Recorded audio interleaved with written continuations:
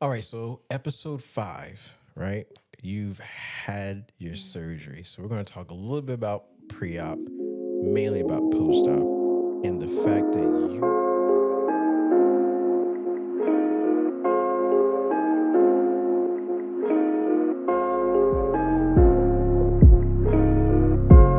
All right, so episode 5, right? You've had your surgery. So we're going to talk a little bit about pre-op, mainly about post-op, and the fact that you are sitting here with us Barely. today. What are we, day 3 after? Yeah. So we're day 3 post-surgery. What was your mindset going into it first? Let's talk about that. So, kind of ready to get it over with. I've had a few surgeries, but for some reason, I was most nervous about this one. I don't know if it's just my age or what, but I was very scared to go under this time. Right. So I think just the normal nerves, and it felt like it just happened so fast.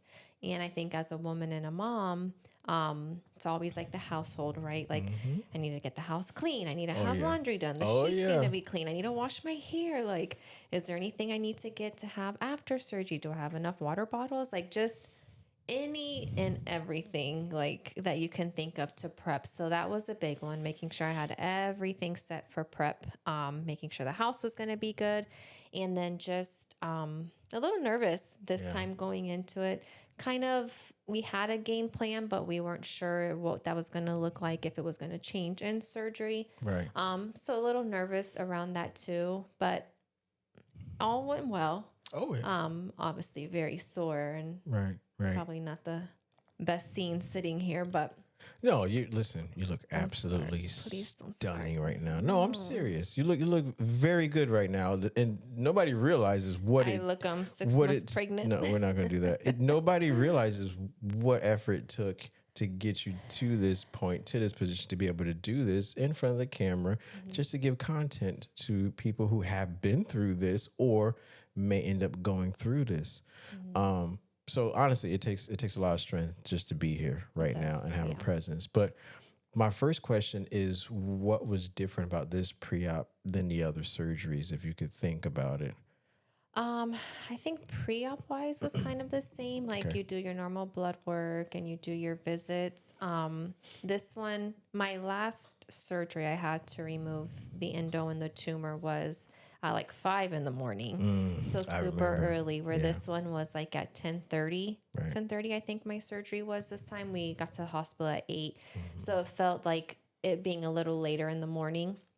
It drew it out a little bit longer, like just sitting there. Like when it's earlier in the morning, I feel it's better because you're still kind of tired and Yeah. getting to the hospital, where this one was a little more drawn out. So I had more time to be awake and think. The nurses were great Oh, going yes. in. Yeah, I they were had very good. a little tough one coming out of surgery, but I had delivered both my kids at Winnie Palmer, and that's where my surgery was. So I've always been way over thankful for the staff there, and how they treat us. Their food is amazing. Oh, I'm gonna talk a little bit about that. I Try got their some food. content I didn't on eat that. this go around, only when I was pregnant, but very good experience overall.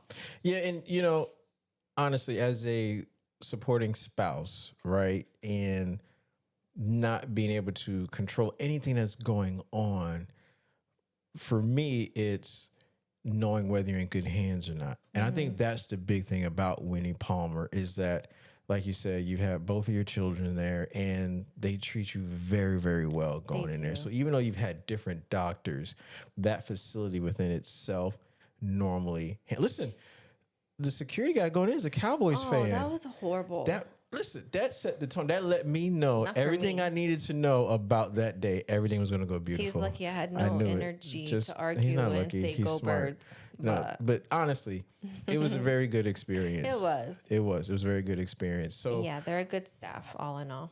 so we get there, we get you checked in, go to registration, right? Hop in the elevator, go up to the floor.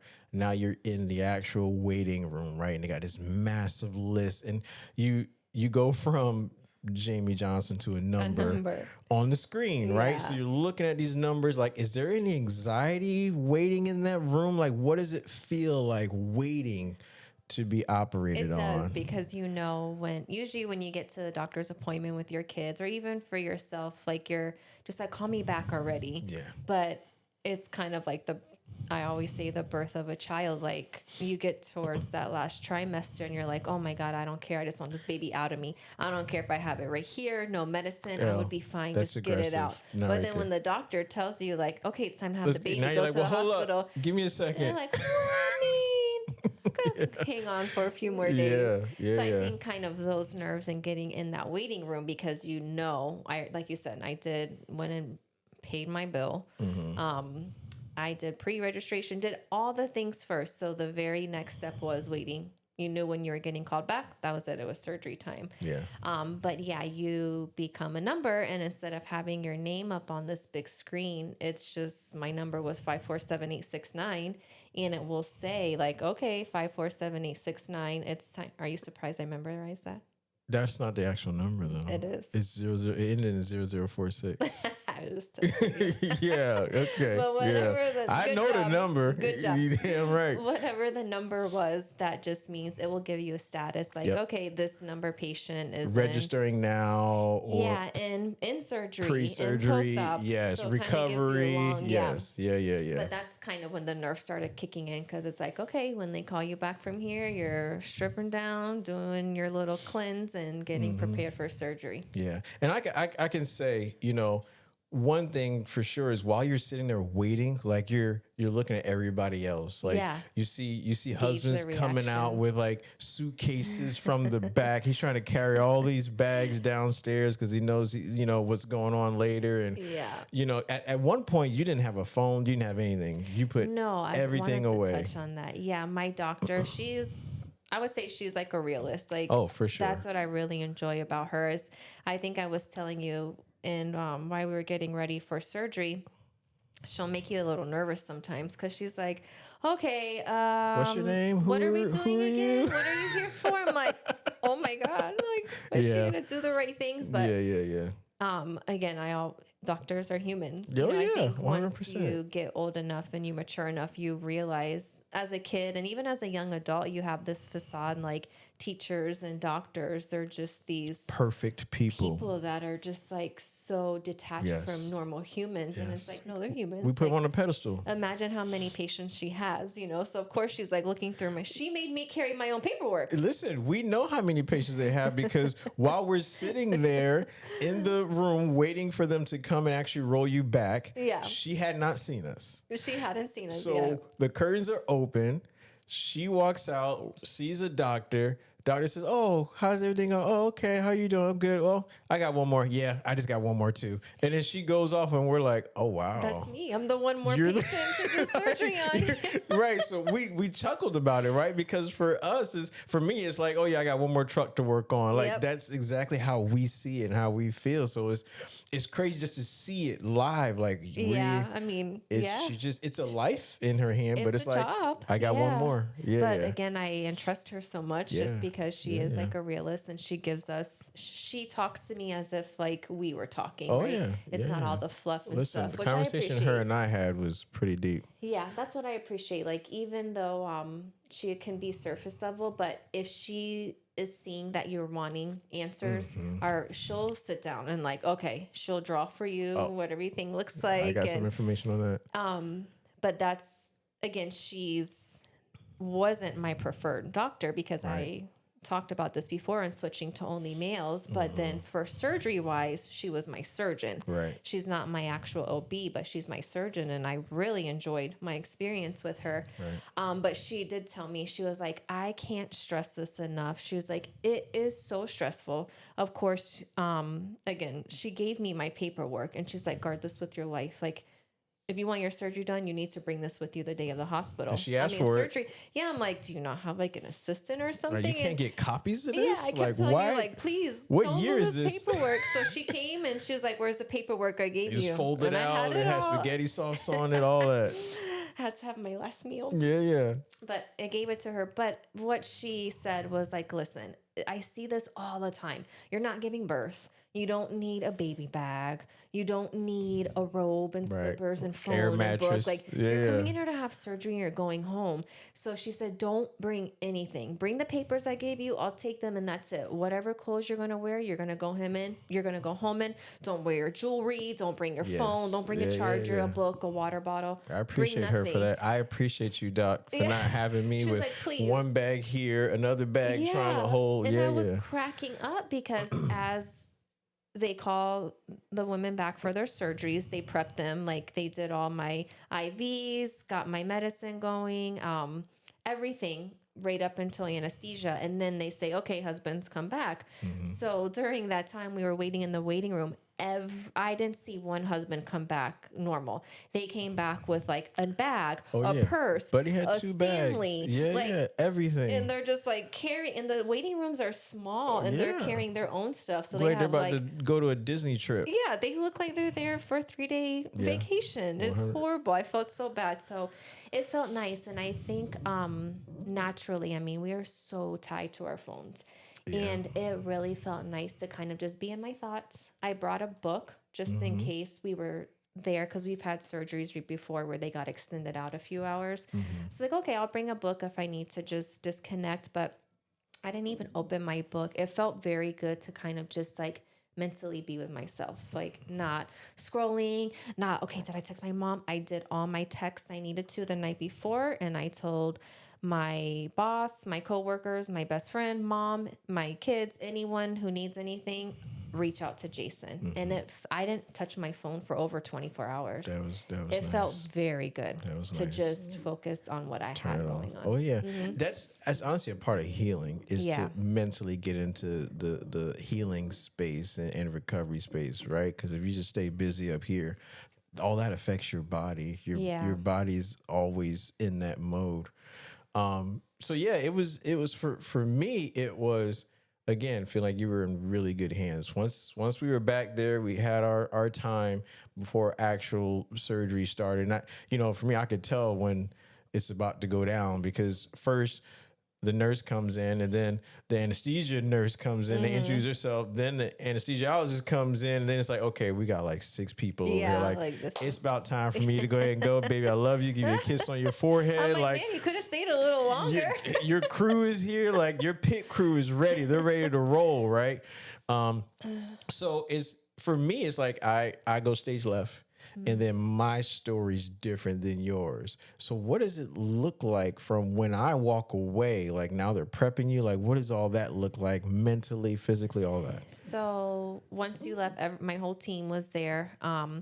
The nurse gave me, she said it was just going to be calming medicine. It wasn't the anesthesia part. So she put it in my IV, and I did immediately feel like 0 nerves, but I was still coherent enough to talk. That's dangerous. But now that I'm looking back, I just remember bits and pieces. So I remember laying in the bed like, okay, like I feel super relaxed, like a little off, but Right. we were talking about coffee.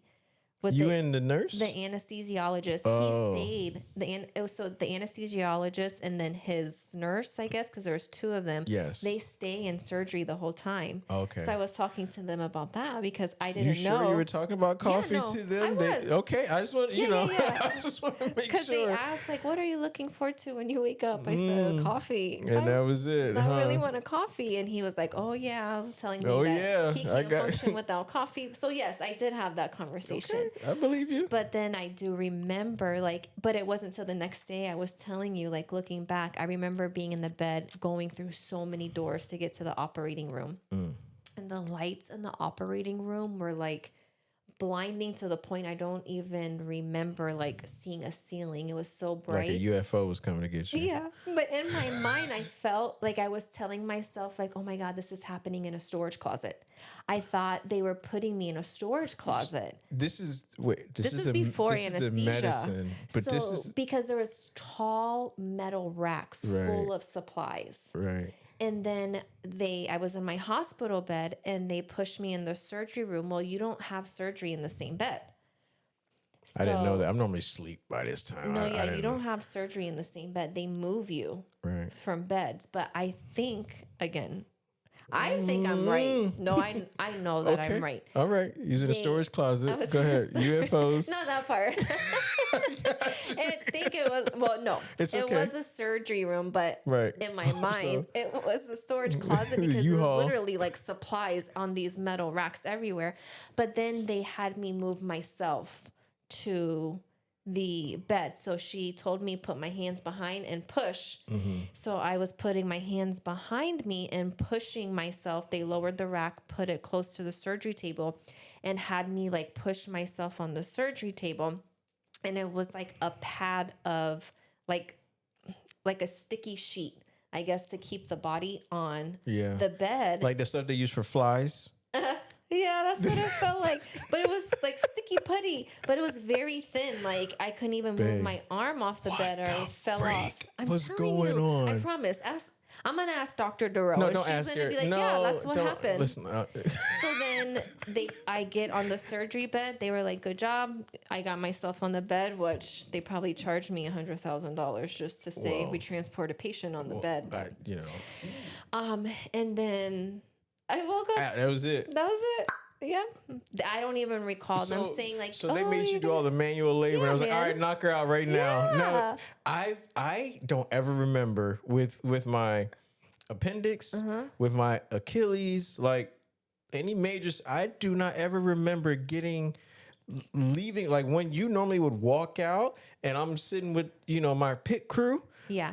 Lights out. Like normally it's like, hey, Jason, count down from 10. And you're like 10, 9. But I feel like you take a Benadryl and you're like, okay, you know what? We're not I gonna take do a that. Benadryl. I'm like, I'm going to go you grocery damn right, shopping because and you know clean what? the car. I'm not in there doing dips, getting from one bed to the fly sticky mat. I'm telling you. That's I wild. Swear that I promise on everything I believe you. that this happened. I think that's just crazy. Yep. And that's the first time I've do never remember been that. awake in the operating room. No, never. yeah. I vividly remember being rolled to the operating room. Bro, that's I'm like, wild. this is so many doors. Like, I didn't even know the wild. hospital went this far So back. I'm just sitting in the waiting room. They've rolled you across the street to the parking Probably garage in the U-Haul. in the storage and you're closet. over there moving from parking bed garage. to bed. They've kidnapped you. And I'm just watching these numbers waiting for them to update. So that was that experience, but I didn't recall that until the next day, just because That's crazy. you're still waking up. So after that, I woke back up in the same room, the post-op, where they put you and wake you up from your anesthesia and stuff. And You was in that room for 3 hours. I just want to let you know. yeah, I know that my nurse. It was supposed to be an hour of recovery. Yeah, It was 3 hours. unfortunately, and again, I'm not talking bad about it, but out of every experience I've had at Winnie Palmer, she was not a nice nurse. Well, she's human, like we said earlier. Yeah, she may have had a bad day, That's a but doctor. I was a little taken back by some of her comments for sure. But So the feeling of waking up, obviously you're, heavily medicated, hopefully not in crazy pain, but you come to nurse all that. You said that there was some symptoms you was feeling immediately after. What'd that look like? yeah, so it's going to be TMI, right? Because it was a female organ related surgery. And keep in mind, my kids were born C-sections. Both my kids were C-sections. So I never had a vaginal birth. So, it was a laparoscopic surgery, but they did give birth to my uterus through my No, they didn't. You did. JJ. You gave birth to it. So they had to stitch up down there. I saw pictures. Yeah. So when I woke up, I was very much experiencing being on fire, and I've never had that because I've had my kid C-section. Right. So I was like, oh, put me back to sleep until this. You hit the mark. Hello. Yeah, I was like, what is going on? I was like, okay, maybe it's just like the catheter. Like, I'm pretty good with pain. Take a few deep breaths, but I was like, oh no. Somebody put this fire out. Anybody got a fire extinguisher? Like, this is not normal. And then my nurse, bless her heart. angry soul. Bless her heart. She was like, that is normal after surgery. And I was like, oh. So she went through it before. I felt like she was going through it then. The way she spoke. She's been there, so she's seen people have the same. Again, I'm not gonna. The way she gave off her bedside manner as if that was her breaking point. Like that day was the last day that pushed her over the edge. You'll be all right. Yeah. Put some ice on it. So I was like, that's what she said. She's like, there's nothing I can do. That's just how you wake up after surgery. I'm like, this not something is going on. Like it was the only pain I could Check focus to make sure on. it's still there. So she's like, I can give you ice. I'm like, please, like whatever relief you can give me. Like this is so bad. Yeah. And then so that did help with the ice for sure. But that was the symptom. And then I was super nauseous. So I don't know. And both of these are normal. They do understanding say- after that procedure. I've never been nauseous before after waking up with anesthesia, but your body reacts different every time. Yeah. And I think being under so many times, that was a little bit of my nerve too. It was like continuously going under anesthesia for these procedures. And she was telling me, well, we already gave you Zofran, which is an anti-nauseous medicine. We already gave that to you, so I can't give you any more. And she's like, but if you're going to throw up, I can't send you back. So this is going to prolong your time here. Okay. And I was like, okay, so try to wait it out. But then I was throwing like, no, I'm going to throw up. And she's like, well, I need to call your doctor because if your doctor doesn't, your doctor has to be the one to say we can give you more medicine. Call I her. was like, okay, like I'll you wait might here want to while I do throw that up. like Yeah. now because it's coming. So that prolonged my time there. I got you. I had to wait for my medicine to kick in and the nausea to but So after I got over those two symptoms, He was good. yeah, because they pump you with so much medication. Like I didn't have actual stomach pain. Yeah, And it's then by the everything else. time I got to the room, like I don't want to lay down and like I'll eat your crackers and juice, but get dressed and get out of here. Yeah, Was my goal. I'm opposite of that. But Oh, yeah. I can say I enjoyed the doc as well. For me, it was besides the amazing food that they had down in the cafeteria. I missed breakfast, but it's okay. I told you I had to a go great eat. lunch, but it's fine Woody because Palmer's it's- food is. It is. And listen, I asked the guy at check-in, what's the best meal? He said breakfast. So I was planning on, but anyways, that doesn't matter. So out she comes and she said, hey, Jason, everything went well. I'm going to bring you back to this special room. Okay. So I go back there and she's got like high def pictures. And she even says like, this camera is, prior to the robot. This is the camera with the robot. It's got flashlights. Like I've never seen these type of detailed photos on any of your operations, right? So I'm looking at them and she's, like you said, she draws. So she's got, this is ovary left, this is ovary right, like this is her uterus, this is before and after, here's the stitches, here's that, there's her this, and I'm just like, okay. Yeah. Okay, I got it. This is educational. Yeah. You know what I mean? But it's almost like somebody came and said, hey, like you need to start explaining what you're doing to the spouses because that's never happened. No. You know what I mean? So Yeah. now we got a photo album of what you look like on the inside. It's just as beautiful as the outside. But it was different for me. Yeah. Because it's like, what do you say after that besides thank you, doc? Yeah. But I do think, like you mentioned, it's why aren't these doctors doing that? Like It's educational. the last surgery I had, like even my doctor now was asking me questions I couldn't answer. I had to have like a mesh. She's like, what side? I'm like, Yeah. it was just She showed me that too. She showed me literally, I everything. think the doctor called and was like, okay, Jamie's out of surgery. She'll be in post-op for 4 hours. Everything went great. Bye. Yeah. But Dr. DeRose, she's like, Yeah. brings you in, Yeah, shows you yeah. It pictures, was draw, make sure you want, like her experience, I think is what helped me so much yeah. and trust her. Oh yeah, she did very, very well, man. And again, I appreciate you mustering up the energy to sit down here and get through it. Yeah. The first post-op episode. We'll have our normal episodes, but we'll just check in every once in a while on your recovery, and we Yeah. got some pictures of the amazing food and the time that we I'm had glad up you there. enjoyed yourself. But we'll definitely keep everybody up to date on everything. And Yeah, and I think for I built up like a little support group and followers on TikTok, and I think it's such a great outlet. I go there all the time for stuff, even if it's like, what's the best hotel in Orlando or the best Right, pool. right. So I think just in posting like stuff about Endo on there, I've had like a little warrior group of Endo Oh, yeah. girls who Let's go do through the it. same thing. And that's what I'm talking about. the biggest question that keeps coming up is like, what's it like post-op, what to prepare That's for. it. So it's like the stomach pain, honestly, is like the least of worry. So I put together like a little checklist I'm going to put on TikTok of Let's like do it. the must-haves, right? Like, Put it on all platforms. yeah, for sure. But like the things after surgery that were most helpful for me to have that you don't think of, like ice packs or heat. Like my shoulder pain was worse than my Oh, stomach because of pain. the air. Yeah, Yeah, like yeah, yeah. I mean, I'm massive right now. I not don't know massive. how the camera shows, but She's I not massive. literally look like I'm with child.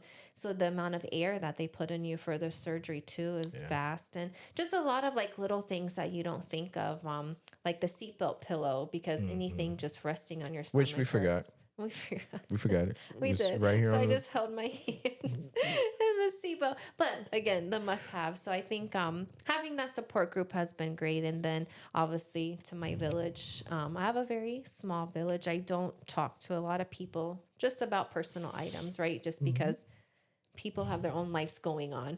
But my small village of people that knew showed up. Huh? They showed up not to the surgery, but got just you. in whether it was just messages, you know, Oh, from yeah, the yeah. neighbors, like, what do you need? And our neighborhood is a great village. I mean, they watched our daughter while I was in surgery.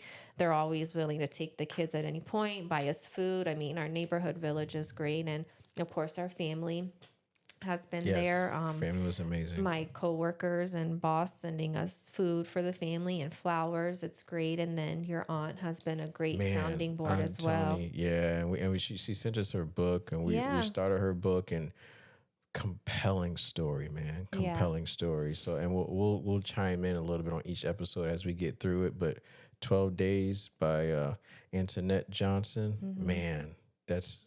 It's some serious stuff, and she's experienced a lot of the same things and some additional things, man. So it's like going through any journey in life. It's, I wouldn't say weird because that sounds like a bad word, but it's just ironic, the stories that you get from people you didn't know. Like, and reading her book as you being her nephew, you were like, oh my gosh. I had like, no idea. I was you ready would to have fight. no idea. Yeah, yeah. So it's like, if we didn't bring up this story, you know, like who, you would have never known those things about your aunt. You would have never known she wrote a book.